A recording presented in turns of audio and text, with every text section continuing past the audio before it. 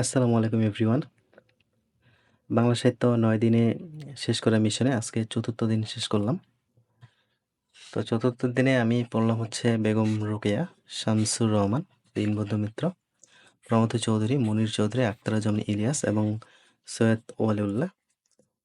প্রায় ৭টা কবি, ৭টাই গুরুত্বপূর্ণ কবি। এদের থেকে ২-১টা করে প্রশ্ন আসছে প্রায় প্রত্যেকটা বিসিএসেই। তো প্রথমেই দীনবন্ধু মিত্র, পড়াটা খুবই অল্প।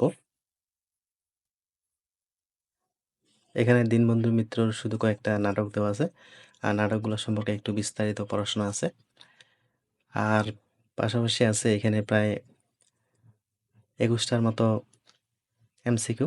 জাস্ট এগুলাই পড়লাম। মোটামুটি ভালো করেই পড়ছি।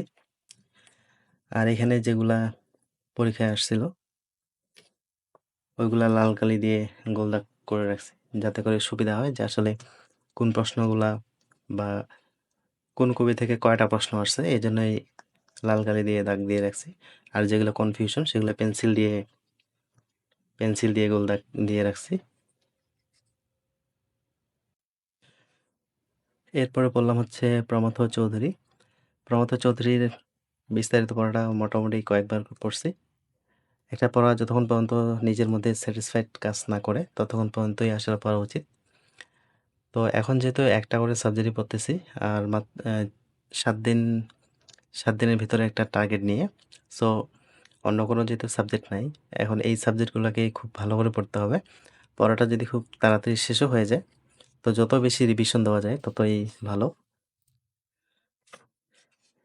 তারপরে এখানে কিছু এমসিকিউ দেওয়া আছে। আসলে এমসিকিউর সাথে, সাথে কিছু রিলেটেড টপিক এভাবে লিখে রাখি। এখানে বলছে যে সনেট ৫০ কার রচনা। আসলে সনেট ৫০টা কি? ওটা এখানে লিখে রাখছি যে ওটা একটা হচ্ছে কাব্যগ্রন্থ। তারপরে কিছু সালগুলা এভাবে লিখে রাখি। তারপরে উক্তি যেগুলো আছে, উক্তিগুলো আসলে কোন কবিতা বা কাব্যগ্রন্থ থেকে নেওয়া হয়েছে এই বিষয়গুলা এভাবে লিখে রাখি। তারপরে বেগম রোকেয়া সাখাওয়াত হোসেন। তো বেগম রোকেয়া সাখাওয়াত হোসেনের এখানে যে প্রবন্ধগুলো আছে, যে প্রবন্ধ সংকলন, তারপরে বেগম রোকেয়ার ইতিহাস, এই বিষয়গুলোই একটু এখানে বেশি পড়াশোনা। তাই এখানে বেশি কিন্তু গদ্যগ্রন্থ বা উপন্যাস তেমন একটা নাই, অল্প কিছু আছে, জাস্ট ওইগুলাই। তারপরে এখানে প্রিভিয়াস প্রশ্ন কিন্তু আছে অনেকগুলা, ইউনিভার্সিটি প্রশ্ন সহ। তারপরেও এখানে প্রায় ৪১টা প্রশ্ন আছে, ৫১টা প্রশ্ন আছে, যেগুলো মোটামুটি ভালো করেই পড়ছি। আর এই প্রশ্নগুলো পড়লে আসলে একটা যে কোনো কবি সম্পর্কে খুব ভালো একটা ধারণা আসলে হয়ে যায়। এরপরে পড়লাম হচ্ছে সৈয়দ ওয়ালিউল্লাহ। সৈয়দ ওয়ালিউল্লাহ থেকে উপন্যাস, নাটক, এই ২টা জিনিস একটু ভালো করেই পড়লাম। কারণ এখানে যে প্রশ্নগুলো আসছিল উপন্যাস আর নাটক থেকেই আসছিল। তারপরে হচ্ছে মুনীর চৌধুরী। মুনীর চৌধুরীতে থেকে বেশি একটা প্রশ্ন আসেনি, ১টা বা ২টার মতো আসছিল।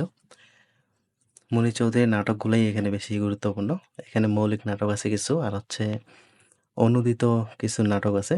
জাস্ট এগুলাই খুব ভালো করে মনে রাখতে পারলেই আর হচ্ছে আইডেন্টিফাই করতে পারলেই এখান থেকে অ্যান্সার করা সম্ভব। এরপরে পড়লাম হচ্ছে শামসুর রহমান। শামসুর রহমানের বাংলা সাহিত্যে অবদান অনেক। আর এই কবিটারও বিসিএস এ গুরুত্ব অনেক। এখন পর্যন্ত প্রায় ৪ বারের বেশি প্রশ্ন আসছে শামসুর রহমান থেকে। তো শামসুর রহমানের কাব্যগ্রন্থগুলা এগুলো একটু বেশি গুরুত্বপূর্ণ। তারপরে উপন্যাস আছে মাত্র ২টা, আর কিছু শিশুতোষ গ্রন্থ আছে। এইগুলাই মোটামুটি পড়াশোনা। আর এখানে কিন্তু হিউজ পরিমাণ প্র্যাকটিস দেওয়া আছে। এমসিকিউ গুলো যদি ভালোমতো প্র্যাকটিস করা যায় আর যদি ভালো করে পড়া যায় তাহলে ইনশাল্লাহ শামসুর রহমান থেকে যদি প্রশ্ন আসে তাহলে ইজিলি পারা যাবে। আজকের সর্বশেষ পড়া হচ্ছে আখতারুজ্জামান ইলিয়াস। আখতারুজ্জামান ইলিয়াসের এখানে গল্প সংকলন আছে ৫টি, আর হচ্ছে উপন্যাস ২টি। উপন্যাস ২টি থেকে উপন্যাসের পটভূমিগুলা একটু বেশি গুরুত্বপূর্ণ। আসলে চিলেকোঠার সেপাই কি প্রেক্ষিতে রচনা করা হয়েছে, আর হচ্ছে খোয়াবনামা। খোয়াবনামার এখানে প্রেক্ষাপট অনেকগুলা। তো এই ২টা জিনিসই একটু ভালো করে পড়ার কোনো বিকল্প নেই। তারপরে প্রবন্ধ সংকলন হচ্ছে একটি, সংস্কৃতির ভাঙ্গা সেতু। আর এখানে 23টার মতো আছে প্রিভিয়াস প্রশ্ন। জাস্ট এতটুকুই পড়াশোনা। আজকে কাজী নজরুল ইসলাম পড়তে চাইছিলাম। যেহেতু কাজী নজরুল ইসলাম অনেক বড় পড়া, আজকে এই কবিগুলো পড়তে যেয়ে ওটাকে আর সময় হয়নি পড়ার। তো কালকে কাজী নজরুলকে অর্ধেকটা পড়বো, কারণ এত বড় কবি আসলে একদিনে পড়তে গেলে তেমন একটা মাথায় কিছু থাকবে না। কালকে পড়বো অর্ধেকটা, পরশুদিন পড়বো অর্ধেকটা। তো বাংলা সাহিত্য মোটামুটি পড়াশোনা আজকে এ পর্যন্তই। সবাই ভালো থাকবেন, সুস্থ থাকবেন। আল্লাহ হাফেজ।